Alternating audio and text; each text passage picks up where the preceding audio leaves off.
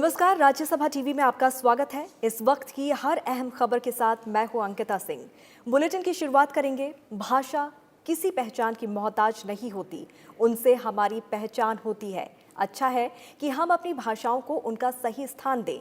आज ऐसा ही एक महत्वपूर्ण कदम उठाया गया डोगरी जुबान को लेकर। साथ ही संसद के मॉनसून सत्र की तैयारियां जोरों पर हैं। कई नए नियमों की घोषणा भी की गई है। रक्षा मंत्री की रूस यात्रा, पबजी पर बैन और फेसबुक की सेल्फ सेंसरशिप, इन तमाम खबरों के अलावा देश दुनिया की हर खबर पर रहेगी नजर। शुरुआत करते हैं बुलेटिन की।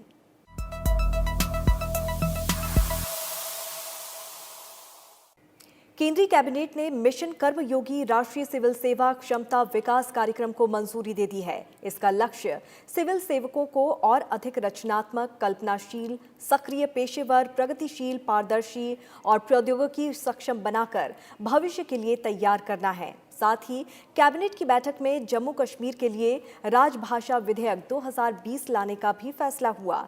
संसद की मंजूरी के बाद अब जम्मू कश्मीर में अंग्रेजी और उर्दू के साथ कश्मीरी, डोगरी और हिंदी भी आधिकारिक भाषा होगी। प्रधानमंत्री नरेंद्र मोदी की अध्यक्षता में हुई कैबिनेट बैठक में कई अहम फैसले लिए गए। सिविल सेवा में सुधार के लिए केंद्रीय कैबिनेट ने बेहद अहम कर्मयोगी योजना को मंजूरी दे दी। कर्मयोगी योजना यानी राष्ट्रीय सिविल सेवा क्षमता विकास कार्यक्रम का मकसद लोगों की अपेक्षाओं पर खरे उतरने वाले अधिकारी तैयार करना है। कैबिनेट फैसले की जानकारी देते हुए केंद्रीय मंत्री प्रकाश जावड़ेकर ने कहा कि ये योजना एक अहम सुधार की ओर बड़ा कदम है। भर्ती होने के बाद विभिन्न कर्मचारी अधिकारी उनकी लगातार क्षमतावर्धन कैसे हो, कार्यक्षमता कैसे बढ़े, इसके बारे में और वो प्रभावी कैसे, कारगर कैसे साबित हो, इसके लिए क्षमतावर्धन का एक लगातार कार्यक्रम चलेगा और उसका नाम कर्मयोगी योजना है। तो ये एक बेहद ही महत्वपूर्ण सुधार है और 21वें सदी का सरकार के मानव संसाधन का सुधार का एक बहुत बड़ा ये सुधार कहला जाएगा। कर्मयोगी योजना के तहत सिविल सेवा में क्षमता विकास के लिए नई अवसंरचना विकसित की जाएगी। दक्षतापूर्ण सार्वजनिक सेवा प्रदान करने के लिए व्यक्तिगत, संस्थागत और प्रक्रिया के स्तरों पर क्षमता विकास व्यवस्था में व्यापक सुधार होगा। सिविल सेवा क्षमता विकास योजनाओं की मंजूरी और निगरानी के लिए मानव संसाधन परिषद के प्रमुख प्रधानमंत्री होंगे। साथ ही इसमें मुख्यमंत्री और कैबिनेट मंत्री के साथ ही विशेषज्ञ भी शामिल रहेंगे। प्रशिक्षण मानकों का आपसी तालमेल बनाने के लिए क्षमता विकास आयोग बनेगा, जो केंद्रीय प्रशिक्षण संस्थानों की निगरानी भी करेगा। कैबिनेट सचिव की अध्यक्षता में कोऑर्डिनेशन यूनिट बनेगी। डिजिटल परिसंपत्तियों के स्वामित्व, प्रचालन और ऑनलाइन प्रशिक्षण के लिए प्रौद्योगिकी प्लेटफॉर्म के लिए विशेष प्रायोजन कंपनी SPV होगी। मिशन कर्मयोगी के तहत 46 लाख केंद्रीय कर्मचारियों को कवर किया जाएगा, जिस पर वर्ष 2020-21 से लेकर 2024-25 तक 5 साल के दौरान करीब 510 करोड़ रुपए खर्च किया जाएगा। केंद्रीय कैबिनेट ने जम्मू कश्मीर के लिए राजभाषा विधेयक 2020 लाने का भी फैसला लिया है। संसद की मंजूरी के बाद अब जम्मू कश्मीर में अंग्रेजी और उर्दू के साथ कश्मीरी, डोगरी और हिंदी भी आधिकारिक भाषा होगी। The inclusion of Dogri, Hindi and Kashmiri in addition to the other two existing languages as official languages for the Union Territory of Jammu and Kashmir, I would just suffice in saying that it is not only a fulfillment of a long pending public demand of the region, but also in keeping with the spirit of equality which ushered after the 5th of August 2019. केंद्रीय cabinet ने उच्च गुणवत्तापूर्ण वस्त्रों के क्षेत्र में सहयोग के लिए भारत और जापान के बीच सहमति पत्र को मंजूरी दे दी है। साथ ही भूविज्ञान और खनिज संसाधनों के क्षेत्र में सहयोग के लिए भारत और फिनलैंड के बीच समझौता ज्ञापन को भी मंजूरी दी गई। नवविक्रम सिंह, राज्यसभा टीवी। राज्यसभा और लोकसभा सचिवालय की ओर से संसद के मॉनसून सत्र की तैयारियों को अंतिम रूप दिया जा रहा है। 17वीं लोकसभा का चौथा और राज्यसभा का 252वां सत्र 14 सितंबर से 1 अक्टूबर तक बिना किसी अवकाश के लगातार चलेगा। मॉनसून सत्र के दौरान प्रश्नकाल और गैर सरकारी सदस्यों का कामकाज नहीं होगा। इसके अलावा कोरोना महामारी के मद्देनजर राज्यसभा सभापति एम वेंकैया नायडू ने प्रक्रिया में कुछ अहम बदलाव भी किए हैं। कोरोना संकट के कारण संसदीय इतिहास में पहली बार मॉनसून सत्र अलग अंदाज में चलेगा। 14 सितंबर से शुरू होने जा रहे राज्यसभा के 252वें सत्र के लिए सांसदों को आमंत्रण सिर्फ ईमेल के जरिए भेजा गया है। सत्र के पहले दिन 14 सितंबर को उच्च सदन की बैठक दोपहर 3 बजे से शाम 7 बजे तक चलेगी, लेकिन बाकी सभी दिन उच्च सदन की बैठक सुबह 9 बजे से दोपहर 1 बजे तक होगी। मॉनसून सत्र के दौरान ना तो प्रश्नकाल होगा और ना ही गैर सरकारी सदस्यों के विधेयक या संकल्प से जुड़े कामकाज होंगे।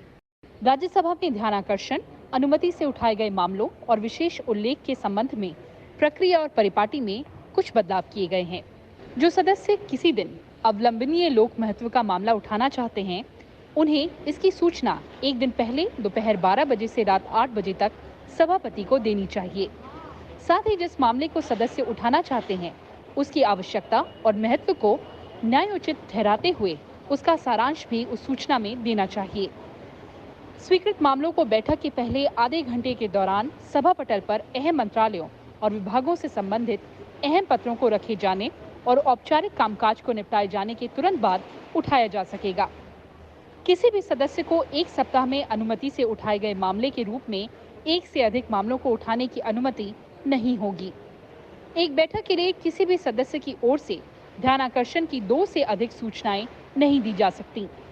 ध्यान आकर्षण लाने वाले सदस्य को 7 मिनट से अधिक समय नहीं लेना चाहिए और सभापति की ओर से पुकारे जाने वाले प्रत्येक अन्य सदस्य को 5 मिनट से अधिक समय नहीं लेना चाहिए और उन्हें अपने आप को ध्यान आकर्षण प्रस्ताव पर स्पष्टीकरण मांगने तक ही सीमित रखना चाहिए। विशेष उल्लेख वाले विषय का पाठ 250 शब्दों से अधिक ना हो और इसे सूचना के साथ संलग्न किया जाना चाहिए। एक सदस्य को एक बैठक के लिए ऐसी 2 से अधिक नोटिस नहीं देना चाहिए। कोरोना संकट के मद्देनजर उच्च सदन के ई पोर्टल का महत्व और बढ़ गया है। मॉनसून सत्र के दौरान सांसदों से सिर्फ ई नोटिस पोर्टल के माध्यम से ही सूचनाएं प्रस्तुत करने का अनुरोध किया गया है। सदस्यों की ओर से फैक्स के माध्यम से भेजी गई सूचनाएं स्वीकार नहीं की जाएंगी और सचिवालय में उन पर विचार नहीं किया जाएगा। हालांकि नोटिस कार्यालय में व्यक्तिगत रूप से नोटिस प्राप्त करने की मौजूदा व्यवस्था जारी रहेगी। कृति मिश्रा, राज्यसभा टीवी।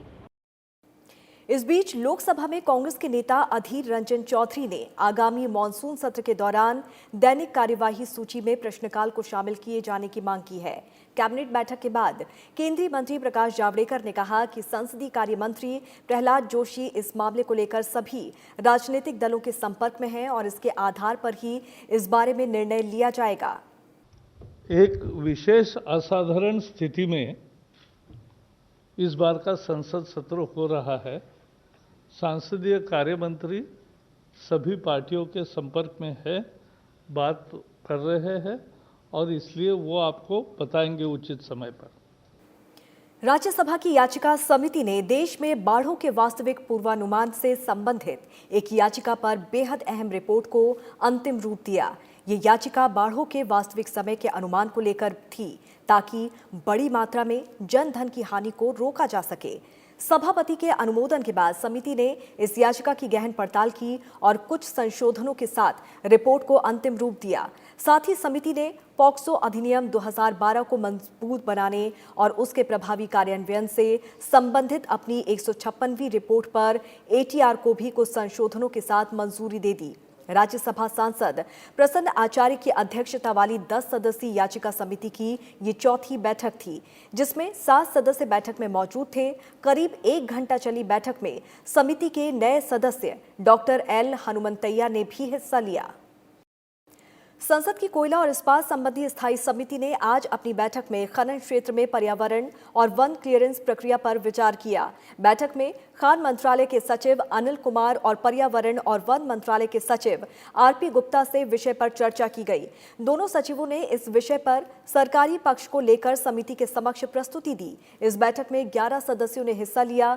समिति ने जिला खनन फाउंडेशन और प्रधानमंत्री खनिज क्षेत्र कल्याण योजना की समिति की रिपोर्ट पर एटीआर, कोयला खान और इस्पात मंत्रालय की अनुदान मांगों से संबंधित रिपोर्ट के एटीआर को भी मंजूरी दी।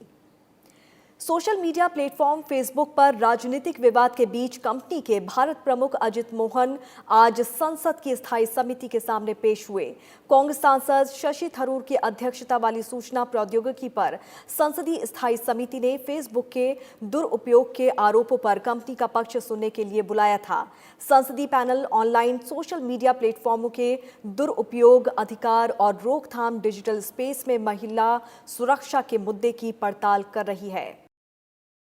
भारत और चीन के बीच जारी तनातनी के बीच सरकार ने बड़ा फैसला लिया है। सरकार ने बड़ी कार्रवाई करते हुए पबजी समेत 118 मोबाइल ऐप्स को बैन कर दिया है। आज बैन की गई ऐप्स में पबजी के अलावा कैमकार्ड, वीचैट के वर्जन और ऐप लॉक शामिल हैं। इससे पहले 15 जून को गलवान में हिंसक संघर्ष के बाद सरकार ने चीनी ऐप्स को बैन कर दिया था। भारत सरकार ने देश की संप्रभुता, सुरक्षा और नागरिकों की निजता का ख्याल रखते हुए 59 ऐप पर रोक लगा दी थी। इन ऐप्स में TikTok, CamScanner, Helo, Club Factory, Mi video call और वायरस क्लीनर शामिल था। चीन और भारत में चल रहे तनाव के बीच रक्षा मंत्री राजनाथ सिंह शंघाई सहयोग संगठन की एक महत्वपूर्ण बैठक में हिस्सा लेने के लिए बुधवार को रूस रवाना हो गए हैं। एससीओ रक्षा मंत्रियों की बैठक में हिस्सा लेने के अलावा रक्षा मंत्री राजनाथ सिंह अपने रूसी समकक्ष शर्गेई शोइगु और कई अन्य शीर्ष सैन्य अधिकारियों के साथ बातचीत करेंगे, जिसका मकसद कई रक्षा खरीद कार्यक्रमों में तेजी लाना होगा। शंघाई सहयोग संगठन की बैठक में शिरकत करने वाले रक्षा मंत्री राजनाथ सिंह बुधवार को रूस रवाना हो गए। संगठन के सभी 8 देश मॉस्को में शुक्रवार को आयोजित बैठक में आतंकवाद और उग्रवाद जैसी क्षेत्रीय रक्षा चुनौतियों से निपटने के उपायों पर चर्चा करेंगे। एससीओ रक्षा मंत्रियों की बैठक ऐसे समय में हो रही है जब इसके 2 सदस्य देशों भारत और चीन के बीच पूर्वी लद्दाख में एक सीमा गतिरोध है। मॉस्को रवाना होने से पहले रक्षा मंत्री ने ट्वीट किया। राजनाथ सिंह ने ट्वीट किया, मॉस्को के लिए रवाना हो रहा हूं। इस दौरे पर मैं शंघाई सहयोग संगठन के रक्षा मंत्रियों की एक बैठक, सामूहिक सुरक्षा संधि संगठन की बैठक में हिस्सा लूंगा और द्वितीय विश्व युद्ध में विजय की 75वीं वर्षगांठ के उपलक्ष्य में CIS के सदस्यों से मुलाकात करूंगा। रूसी रक्षा मंत्री शर्गेई शोइगु के साथ अपनी द्विपक्षीय बैठक में राजनाथ सिंह रक्षा अनुबंधों के तहत भारतीय सशस्त्र बलों को विभिन्न हथियारों और कलपुर्जों की जल्द आपूर्ति पर चर्चा करेंगे। दोनों पक्ष भारत में AK-203 राइफल के उत्पादन के काफी समय से लंबित प्रस्ताव को आधिकारिक रूप से अंतिम रूप दे सकते हैं। रूस से भारत को S-400 मिसाइल रक्षा प्रणालियों की समय पर आपूर्ति पर भी चर्चा होने की उम्मीद है। जून के बाद रक्षा मंत्री राजनाथ सिंह की ये दूसरी मॉस्को यात्रा होगी। उन्होंने 24 जून को मॉस्को में विजय दिवस परेड में भारत का प्रतिनिधित्व किया था। अखिलेश सुमन, राज्यसभा टीवी। पूर्वी लद्दाख में पेगोंग झील के पास चीन की उकसावे भरी कार्रवाई के बाद ब्रिगेड कमांडर स्तर की वार्ता जारी है। भारत और चीन के जवानों के बीच हुई ताज़ा झड़प के मसले को हल करने के लिए भारतीय और चीनी सेना ने बुधवार को चुशुल में वार्ता शुरू की। ब्रिगेड कमांडर स्तर की बातचीत सुबह 10 बजे चुशुल में शुरू हुई। सोमवार और मंगलवार को भी दोनों देशों के बीच वार्ता हुई थी। और बुलेटिन में फिलहाल वक्त हो चला है एक छोटे से ब्रेक का, जल्द हाजिर होंगे।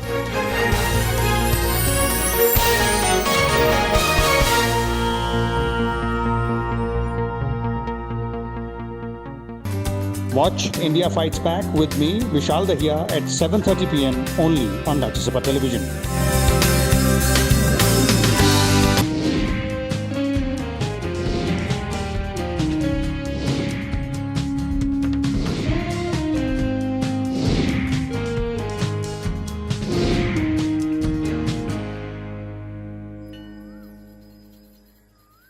अरे बबलू, लॉकडाउन खुलते ही टहलने निकल पड़े। महामारी अभी फैली हुई है। सरपंच जी टहलने नहीं, कहाँ पे वापस जा रहे हैं? तुझे डर नहीं लगता वायरस पकड़ लेगा? पहले थोड़ा बहुत डर लगता था, फिर पता चला कि अगर मैंने पूरी सावधानी बरती तो ये बीमारी होने की संभावना कम है। सबसे महत्वपूर्ण है ये मास्क। काम पर मास्क हमेशा पहनूंगा, समय समय पर हाथ धोता रहूंगा और दूसरों से हर वक्त कम से कम 2 गज की दूरी बनाए रखूंगा। खुद को, दूसरों को और अपने परिवार वालों को भी सुरक्षित रखूंगा। अरे भाई, मेरी जिम्मेदारी बनती है तुझे चेतावनी देना, सो दे दिया। जब देश के मेडिकल और स्वच्छता कर्मचारी रोज कोरोना वायरस से लड़ने का काम कर रहे हैं तो हमारी भी तो जिम्मेदारी बनती है अपना काम करने की। बबलू तुझे कुछ हो गया तो? हजारों लोग इस बीमारी को हराकर ठीक हो चुके हैं, और अगर किसी कारण मुझे ये बीमारी हो भी जाए तो सरकार ने अस्पताल में हमारे इलाज के लिए पर्याप्त व्यवस्था कर रखी है। ये घबराने का वक्त नहीं, एक दूसरे का हौसला बढ़ाने का वक्त है। अरे ऐसे क्या देख रहा है? तू काम पे जाएगा, मैं नहीं जाऊंगा, नाक नहीं कट जाएगी मेरी। चलो। मास्क। हाँ मास्क मास्क। अरे नाक तो ढक लो। हाँ। कोरोना वायरस से हमें लड़ाई जारी रखनी पड़ेगी, और उससे डर कर नहीं, पूरी सावधानी के साथ डट कर चलिए। रुकी जिंदगी को आगे बढ़ाएं, देश को आत्मनिर्भर बनाएं। जय हिंद।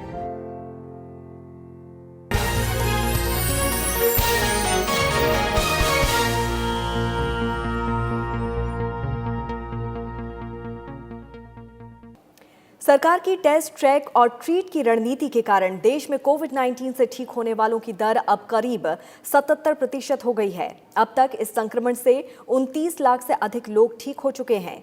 पिछले 24 घंटों में 62,000 से अधिक मरीजों को इलाज के बाद अस्पताल से छुट्टी दी गई है। सक्रिय मामलों की तुलना में स्वस्थ होने वाले मरीजों की दर 3 गुना से अधिक हो गई है। जुलाई के पहले सप्ताह से अगस्त के अंतिम सप्ताह तक कोरोना संक्रमण से ठीक होने वालों की संख्या 4 गुना तक पहुंच गई है। केंद्रीय स्वास्थ्य मंत्रालय की ओर से जारी आंकड़ों के मुताबिक पिछले 24 घंटे में देश में 78,000 से ज्यादा नए केस आए हैं। अब तक देश में 37,69,000 से ज्यादा कोरोना के मामले सामने आ चुके हैं। 28,39,000 से ज्यादा मरीज ठीक हो चुके हैं। इस बीमारी से मरने वालों की संख्या 66,000 के पार हो गई है। देश में कोरोना से मरने वालों की दर 1.76% है। मंगलवार को देश ने 10 लाख से ज्यादा कोरोना के टेस्ट किए गए। अब तक 4 करोड़ 43 लाख से ज्यादा टेस्ट किए जा चुके हैं।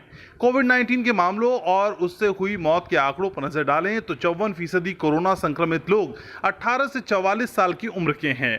वहीं 51% मौत 60 साल या उसके अधिक आयु के लोगों की हुई है।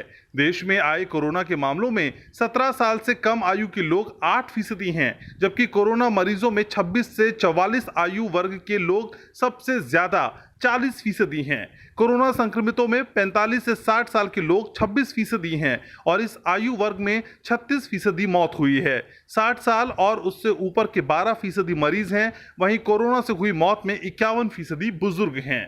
Bureau report, Rajya Sabha TV. Unlock 4.0 में दिल्ली मेट्रो के संचालन की अनुमति दे दी गई है। दिल्ली मेट्रो 7 सितंबर को पटरी पर फिर से दौड़ते हुए नजर आएगी। केंद्रीय शहरी मंत्री हरदीप सिंह पुरी ने अनलॉक 4 में मेट्रो सेवाएं शुरू करने को लेकर विस्तृत SOP और गाइडलाइन जारी कर दी है। Stations or entry exit gates in containment zones will remain closed in order to ensure social distancing. Suitable markings at stations and inside trains will be made. Wearing of face masks will be mandatory for all passengers and staff. Metro Rail corporations may make arrangements for supply of masks on payment basis to the persons who might arrive without masks. देश में corona के 37 लाख से अधिक मामले आए हैं। इसमें 26 लाख से अधिक केस केवल 5 राज्यों में दर्ज किए गए। इसमें सबसे अधिक 8 लाख से ज्यादा मामले महाराष्ट्र में आए हैं। इसके अलावा आंध्र प्रदेश, कर्नाटक, तमिलनाडु और उत्तर प्रदेश में भी 2 लाख से ज्यादा केस दर्ज किए गए हैं। 11 राज्यों में 82% मामले सामने आए हैं। बीते 24 घंटे में महाराष्ट्र में सबसे अधिक 15,000 से अधिक कोरोना के मामले आए हैं और 320 लोगों की मौत हुई है। इसके बाद आंध्र प्रदेश में 10,000 से अधिक केस आए हैं और 84 लोगों की जान गई है। इसके अलावा कर्नाटक, तमिलनाडु और उत्तर प्रदेश में 5,000 से अधिक केस आए हैं। देश के 11 राज्यों में कोरोना के 82% मामले आए हैं। इसमें महाराष्ट्र, आंध्र प्रदेश, तमिलनाडु, कर्नाटक और उत्तर प्रदेश में सबसे अधिक मामले सामने आए हैं। इसके अलावा उत्तर प्रदेश, दिल्ली, पश्चिम बंगाल, बिहार, तेलंगाना, असम और ओडिशा में भी 1 लाख से अधिक मामले आए हैं। इन राज्यों में कोरोना से मौत का आंकड़ा भी अधिक है। गुजरात, राजस्थान, केरल, हरियाणा, मध्य प्रदेश और पंजाब में 50,000 से 1 लाख के बीच मामले आ चुके हैं। देश के कुल कोरोना मामलों में इनका हिस्सा करीब 12% है।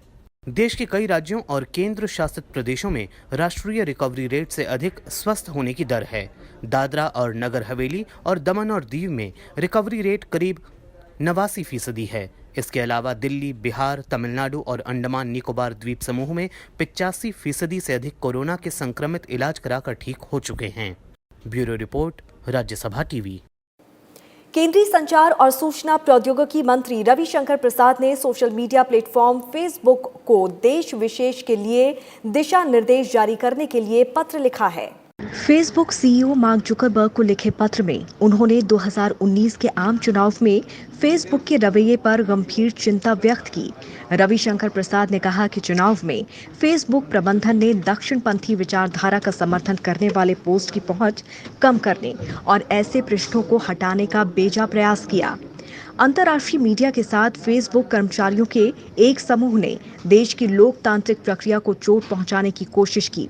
साथ ही उन्होंने तथ्यों की वास्तविकता की जांच का काम बिना पुष्टि किए और अविश्वसनीय एजेंसियों को दिए जाने का प्रचलन समाप्त करने की आवश्यकता पर भी बल दिया।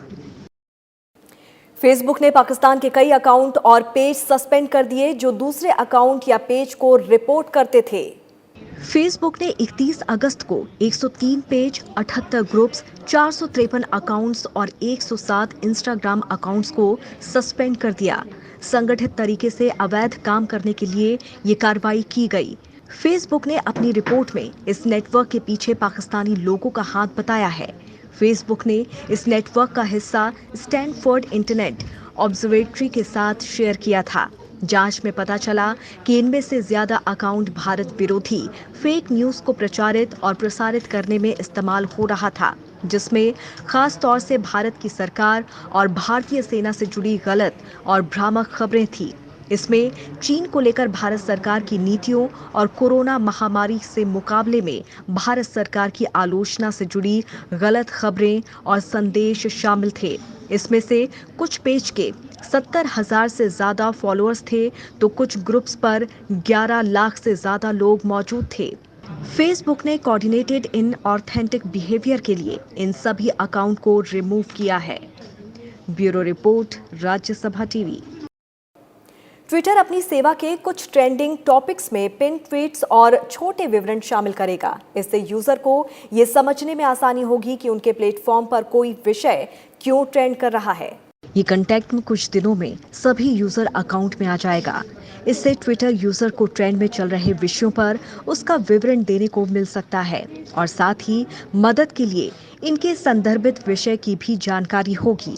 कंपनी ने कहा, विवरणों को ट्विटर क्यूरेशन टीम विकसित करेगी। इन्हें iOS और एंड्रॉइड के लिए twitter.com और ट्विटर पर दिया जाएगा। हिंदुस्तानी आवाम मोर्चा प्रमुख जीतन राम मांझी ने कहा कि वो अब जनता दल यूनाइटेड के साथ गठबंधन में हैं और अगले बिहार चुनाव में एनडीए का हिस्सा होंगे। सीट बंटवारे को लेकर उन्होंने कहा कि अभी इस पर कोई बात नहीं हुई है और वो बिना किसी शर्त के नीतीश कुमार के साथ रहेंगे। नीतीश कुमार जी के जदयू पार्टी का एक अंग हो करके, यानी कि एलाई हो करके हम उनके साथ रहने का इरादा किया है। मर्जर की बात हमारे लोग नहीं करते थे, इसीलिए मर्जर की बात नहीं आई है। हम उनके साथ एलाई के रूप में काम करेंगे। नेचुरली जब जदयू और माननीय नीतीश कुमार जी एनडीए के जब पार्टनर हैं, तो हम भी अपने को मानते हैं कि आज से एनडीए के पार्टनर हम लोग हो गए। जेईई और नीट की परीक्षा देने में छात्रों को किसी भी तरह की कठिनाइयों का सामना न करना पड़े, इसके लिए राज्यों ने कई इंतजाम किए हैं। बिहार में जेईई मेंस और नीट में शामिल होने वाले अभ्यर्थियों के लिए रेलवे ने विशेष रेलगाड़ियां चलाने का निर्णय किया है। ये सुविधा नेशनल डिफेंस एकेडमी यानी कि एनडीए परीक्षा में शामिल होने वाले छात्रों को भी दी जाएगी। केंद्रीय रेल मंत्री पीयूष गोयल ने इस बात की जानकारी खुद ट्वीट करके दी है। बिहार में जेईई मेंस, नीट व एनडीए में शामिल होने वाले परीक्षार्थियों को परीक्षा सेंटर तक आने जाने की सुविधा हेतु भारतीय रेलवे ने 2 से 15 सितंबर तक 20 जोड़ी स्पेशल ट्रेन चलाने का निर्णय लिया है। आपको बता दें कि इंजीनियरिंग प्रवेश परीक्षा जेईई मेंस पहले ही मंगलवार 1 सितंबर से शुरू हो चुकी है, जो 6 सितंबर तक आयोजित की जाएगी। वहीं नीट 13 सितंबर को, जबकि एनडीए 2020 की परीक्षा 6 सितंबर को निर्धारित है। यूएस ओपन टेनिस टूर्नामेंट में भारत की 7 साल पुरानी मुराद पूरी हुई। सुमित नागल ने एकल मुकाबले का पहला मैच जीता। उन्होंने अमेरिका के ब्रैडली क्लॉन को 6-1, 6-3, 3-6, 6-1 से मात दी। सुमित नागल से पहले साल 2013 में सोमदेव देववर्मन ने ये उपलब्धि अपने नाम दर्ज की थी। नागल विश्व रैंकिंग में 124वें पायदान पर मौजूद हैं और वो लगातार दूसरी बार यूएस ओपन के मेन ड्रॉ तक पहुंच चुके हैं। सुमित नागल ने अपनी जीत पर ट्वीट किया और सभी फैंस को इसका शुक्रिया अदा किया। उन्होंने अपने ट्वीट में लिखा कि ये मेरी पहली ग्रैंड स्लैम जीत है। ये यकीनन मेरे करियर का सबसे यादगार लम्हा है। और इसी के साथ इस बुलेटिन में फिलहाल इतना ही। आप जुड़े रहिए राज्यसभा टीवी के साथ। नमस्कार।